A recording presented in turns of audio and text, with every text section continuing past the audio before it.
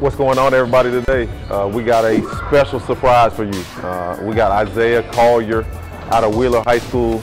You can see all the awards and trophies, the number of pros that have come out of here. I think they're at 8, maybe 9 state championships. Back-to-back state championships for Isaiah Collier as a freshman and a sophomore. He's in his junior season trying to go for a three-peat, which is really hard to do in the state of Georgia. He led the EYBL in scoring, which nobody expected. Played for TSF AAU program, one of the top point guards in the country, great personality, one of the top coaches in the country. We're going to talk to Larry Thompson as well. Darryl LaBarrie, LaBWork. Let's go. What's up, my boy? What up? How you doing, man? Great. You ready to talk some basketball today? Indeed. All right, so we're going to do 94 feet in the lab. We're going to go upstairs, do some film. We were trying to let everybody get to know your personality a little bit. Yes. You looking forward to the show? Yes. All right, Darryl LaBarrie, LaBWork, Isaiah Collier, let's do it. We're going to go over some film stuff. I want to try to go through your basketball acumen and kind of let people know that you're not just a guy out here making plays, but you're actually thinking through the game and you have a strategy and a plan every time you're playing. So right here, this is against Pebblebrook. You know, I guess people probably would consider this one of the rival schools, one of the better schools in the state. Defender made a mistake of trying to press you up full court. I don't even know what set or action you guys were trying to get into. But if you're in this kind of situation, what are you thinking? Kind of walk us through what happened right here. My man in the corner. So if his man helps or if he stunts and gets back, I just keep going. So you're reading that corner guy as you're coming up the court? Yeah, definitely. Okay. And that's why, you know, a lot of people don't understand that spacing is important. And this is why I think LT is one of the best coaches in the state, because your perimeter player, I'm not sure who that was that's standing in the corner, but he's in the deep corner, hands ready to shoot the ball, knowing that if the guy doesn't stunt like he did in this situation and get back, if he stays too long, you're going to be ready to kick. He has to be able to make that shot. That's what makes this play work. The other thing is, the other read is the big right here. So were you reading or anticipating if the big stepped all the way over to try to draw a charge or contest the shot? He stepped over, so that's why I played off 2. So if he stepped over, I got the dump down, or I played off 2, so I hop step and then laid the ball up the left. And basically you got more balance, you have a better foundation, you have more time to react and make a decision based upon what the defense does. All right, good to know, good to know. All right, so this clip, it shows something that even at this point, I think a lot of people would have said is a weakness of yours, which was three-point shooting. And believe me, I just watched you play in the gym. That's not the case anymore. So yeah, kind of tell us the evolution of your jump shot. When you got more comfortable taking the jump shot, is it just, you know, grinding, getting repetitions in the gym? Is it confidence from your coaching staff? Like, what has made you get to the point where you're shooting the ball better from the perimeter? I don't feel like I was confident until just finishing PGM, really. So I just been in the gym every day, just getting shots up and just feel comfortable and just keep shooting now. So obviously, you know, as you get to the higher levels, it's going to be a lot harder to finish at the rim. In my opinion, your ability to stretch the court has now forced your defender to get up closer to you, which, as we know, is going to be a problem. And I'm enjoying watching the maturation of your game, the way you're shooting the ball from the perimeter. I'm expecting big things from you this year. Right here, you got a low-angled side ball screen. I don't know if we want to, I'm asking anyway, is that a set? Is this kind of something that happened organically? And when you're in a low side ball screen is very different from a flat ball screen at the top or a high ball screen. Kind of talk to us a little bit about your low side ball screen and what you saw in this particular play.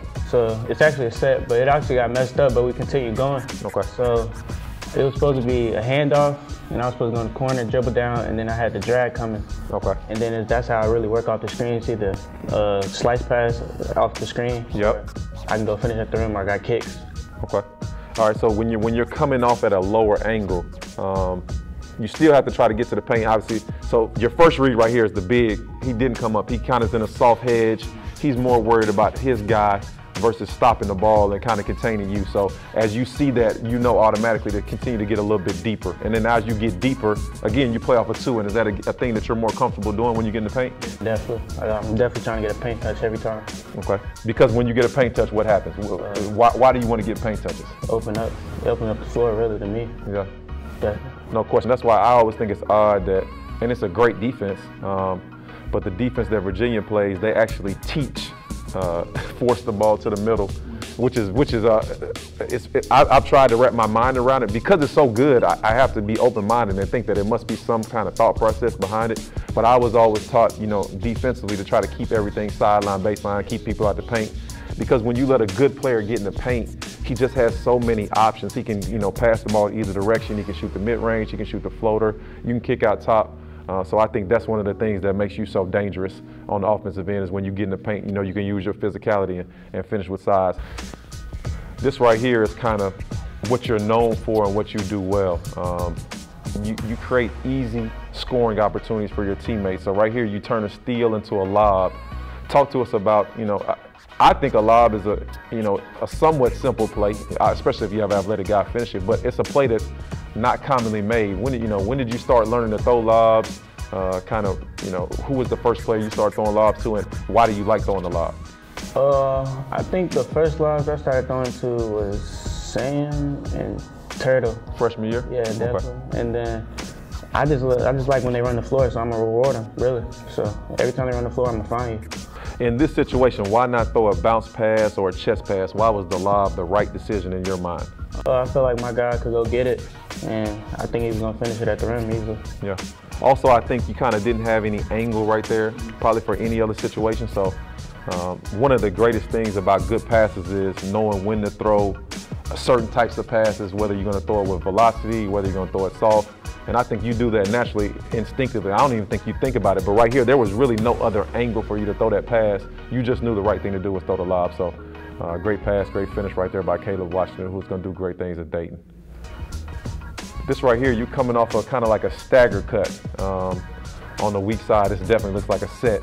And instead of looking to attack the paint, you ended up going for a step back jump shot. What was your read? What was your thought process? And why did you take that shot in that situation? I see my man was trailing me, so it was either I took the left foot jab and then pulled back and shot it. So if he would have kept chasing you around and kind of forced you to the rim, you probably would have continued on. And then also, the big guy who was showing in this situation, he kind of stayed back. I think that's Tyler Shirley from Pembroke right there. He stayed back. So is that why you ended up taking a step back in that shot? Okay. So again, another thing, you developed the three-point shot. Now you're making the mid-range. So as you'll hear this term a lot, you can score from all three levels. If you can score from all three levels, it just makes you a better player. All right. So this is a game against Kale right here. So for those who don't know, Kale had Scoot Henderson, who's one of the other good point guards in the state. So I'm sure this was a matchup that you had circled on your calendar. And we talked about a lob in the previous clip. This is a little bit different lob. This is an underhand lob, so this is a little bit of showtime. So explain to me why you threw the underhand lob versus the overhand lob in this situation. I feel like it would have been quicker to get off, so I threw the underhand instead of letting the ball come all the way up and then throw the overhand. I think it was faster to time my teammate jump. Oh, so you didn't even do it for showtime. You did it because you thought it was the best player to make in that situation. Yeah. Okay, all right, nice.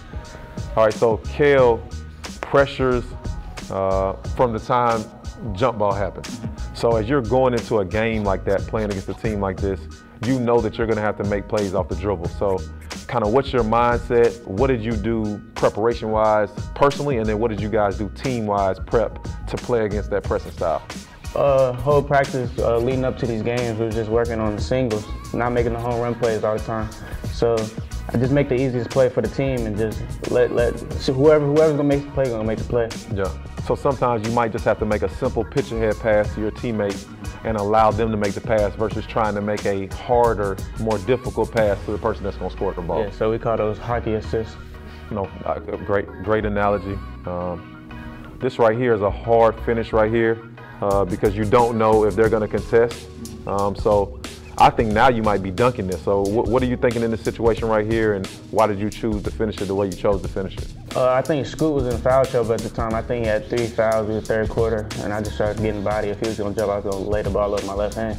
So he's an athletic guy, so you knew right there, in that split second of you catching the ball one dribble, you knew it's a guy who's in foul trouble, and I'm gonna go at him because he's in foul trouble and he probably won't contest.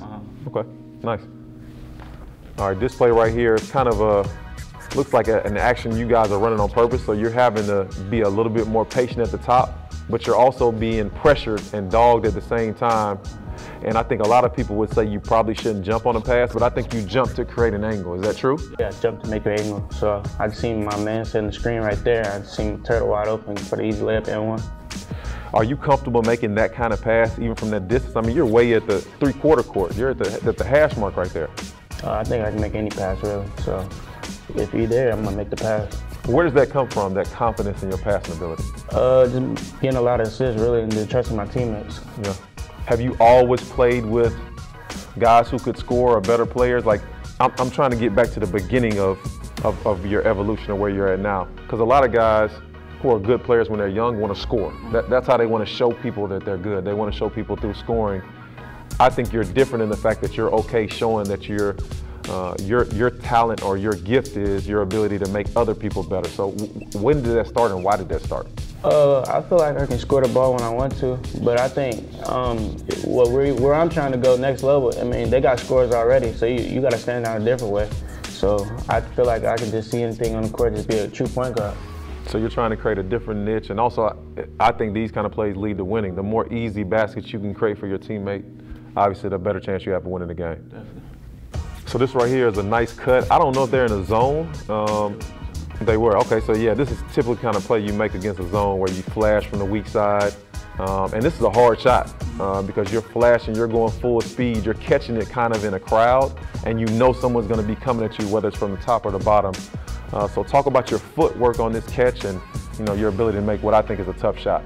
I think the right left was easier for me because I work on it all the time. So I think the right left turnaround was easier for me. I agree.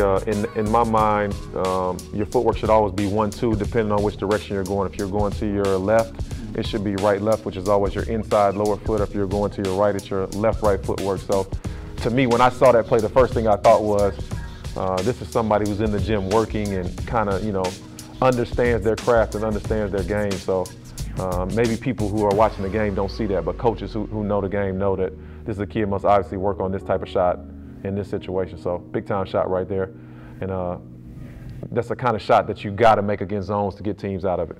So again, we talked about it earlier, man. The way you can turn a steal, you can go from defense to offense so quick. And then this is one of the things that stood out. This clip actually stood out to me more than any other clips because you're very cool, calm, and collected when you play. You showed a lot of emotion right here. Is that something that you're kind of growing in your game? Was this a situation where you just thought that was a big basket? Why did you show emotion right here? We were down 20 and we was making a comeback, and I think, we was excited because we coming back. I just showed a lot of emotion right there. Is this the game when y'all got down like 25, 30, something crazy and came all the way back? Nah, that was a different game. We came back, but we ended up losing this one by like 3, I think. So y'all had 2 separate games where y'all ended up being down and then ended up fighting back. This right here is a move I saw you do today in the gym. For a point guard who's a guy who can make plays off the dribble and use ball screen, I think you actually have a pretty nice post game. Is that something you've been working on? Where did you learn this? And is this something that you plan on expanding your game into this year? I've been in the gym with my coaches literally every day, working on post work, the jab series, and just creating my shot, really. So if you get a smaller guard and you're comfortable getting down there and making a good decision right there, you decided to go jab into a shot. Why'd you go jab into a shot right here? What was the read? So his right foot's up high, so I jabbed, opened him up, and then I just knew I could raise up over him. Okay. And if he would have crowded you a little bit more to take away the jump shot, what would have been your next read? It would have jabbed in between his legs, and then he would have backed up a little bit and created space that way. Okay. This right here shows great patience, poise, and just IQ. So you're attacking down the right sideline. Defender is doing a good job pressuring you again, trying to speed you up. The big steps over, but he doesn't fully commit and get his chest in between you and the rim. It looks like you're going to dribble through like the Steve Nash move where you dribble through and find somebody. Why did you decide to go up with the shot right here? I think a couple of times this game I would just dribble around, but I think that time I just played with pace and he didn't expect me to finish, so I went straight up on the other side or whatever race. Nice.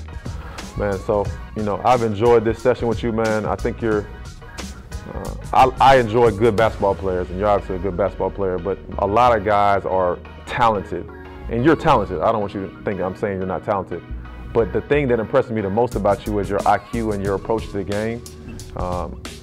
I think that's what's going to get you to the next level if you continue to work and continue to listen to your coaches. I think you're one of the best players in the country, and I don't say that very often to people to their face, even if I believe it, but I think you deserve that. You deserve that right and earn that right. So I really appreciate you taking some time with us today, man, and I'm just pulling for you and be following you from a distance. I appreciate it.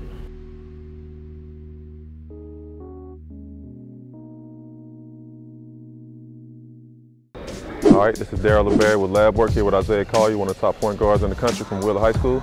Let's learn a little bit about Isaiah. All right, so give me your top couple songs or your top couple artists in your playlist right now? I definitely listen to LaBaby a lot. Okay. A little bit of Lil Durk. Yeah, them two right there, them the hardest out. Somebody with Little, as long as their name start with Little. Yeah. All right, so I see you always wear the Kobe's. I never seen you in anything else. What's your favorite basketball shoe to play in? I would definitely say the Kobe's the most comfortable shoes I ever wore, really. What's your favorite lifestyle shoe to wear? I go with either the 11s or I wear a couple 4s. Okay. Them two right there. Favorite food to eat? Definitely macaroni and cheese. Definitely. By mama or anybody's macaroni and cheese? Anybody. All right, I like that. All right, so are you a mama's boy or a daddy's boy? I'm a mama's boy, definitely. All right. Tell me a little bit about the team this year. We talked about it a little bit earlier. You got some young guys. What do you think is going to happen this year? I think we can repeat again 3 times. Okay. The goal is just to work hard every day. And I think we could accomplish that goal. What's the biggest thing? Give me something that people don't know about Isaiah Collier. Quiet, stay in the gym, and just get my books done, really. That's it right there. I love to hear that. Best player you ever played against? I would say Sam Hines. Competing against him like every day in practice, really. Named a high school teammate. I love it. He wasn't giving nobody any credit. Who's going to win the state championship this year? Definitely. All right. I enjoyed it. Isaiah Collier, 94 feet in the lab. DLab. LT, what's going on with you, man? What's up, bro? Not much, man. Appreciate you letting me come out, man. I want to talk to you about your program and just your thought process on bringing coaches in and, you know, how you've developed the program, too. Anytime, man. The door's open for you all the time, bro. Appreciate it, man. I want to present you with a shirt, man. Got you with the official LaBWork. Man, I've been got trying your to get one of them for like 2 years, got bro. your Wildcat pants on the back. Yeah. My man. Yeah. Appreciate you. All right. Appreciate you, man. Yep. Isaiah Collier continues to improve and get better and better every day. So, you know, he came in with the reputation of a big-time point guard that could put the ball on the floor. He's a wizard with his passing, and he hasn't lost that. He's still very good at that. The thing that has surprised me, and I don't know, maybe not you because you see him on a daily basis, is his ability to score and impact the game, scoring the ball now. He made a huge jump in Peach Jam 16 under this year. I think he either led it in scoring, led the entire thing scoring. I don't think anybody saw that come in. And, you know, he's knocked down some big-time jump shots here. Where is his growth in his game, and is that something that you instill in him, or is it kind of just his own deal? Isaiah's always been a guy that can score. Yeah. He just is really good at getting guys opportunity to score. And that's what people early on was infatuated with or saw, dang, that kid can really pass the basketball. And to me, still, his best attribute to me is still how he shares the basketball, get guys in the spot. Create easy shots for his teammates. Right. However, he's got to take on a bigger role this year. Okay. And he knew that going in after the loss of some of the guys we lost to, you know, seniors and whatnot. He knew he had to get together and say, you know what, I got to be more, shoulder more to score and burden. And so he really worked on his shooting. Okay. And it's always been something that he's worked on. He just now get an opportunity really is needed, and he's got to do that for us to be successful. Yeah. But it just grew to a point where I'm a point guard and I got to get other guys involved first. So that's where the maturation is, and he's definitely going to be a guy that we're going to lean on score because he has really worked on his shooting, and getting downhill is something he do very well. And he's a big guard, so he can finish those smaller guards. He has grown a lot, shoulders getting broad.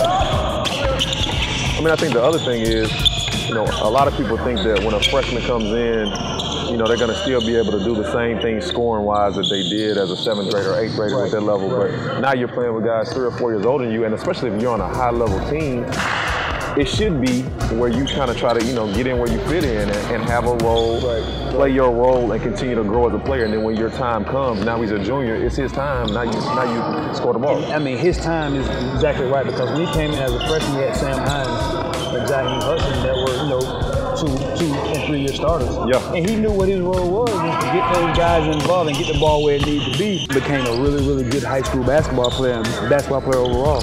Last year's kind of similar the same. He scored a little bit more, also shared it better as well, and got those guys involved. And now with him being the elder guy in the program, we only have two seniors this year. It's his turn to kind of lead in quite a few offensive categories, and I think he's going to do a damn good job of it. Isaiah, for you spending a little time with us today, man, I always like to present you with a LaBWork shirt. Man, we got the Willow Wildcat on the back, man. Really appreciate you spending some time with us today. Appreciate it. Hopefully you represent that LaBWork brand out there. Yeah. Appreciate you, man. This is Isaiah Collier, and you're watching LaBWork.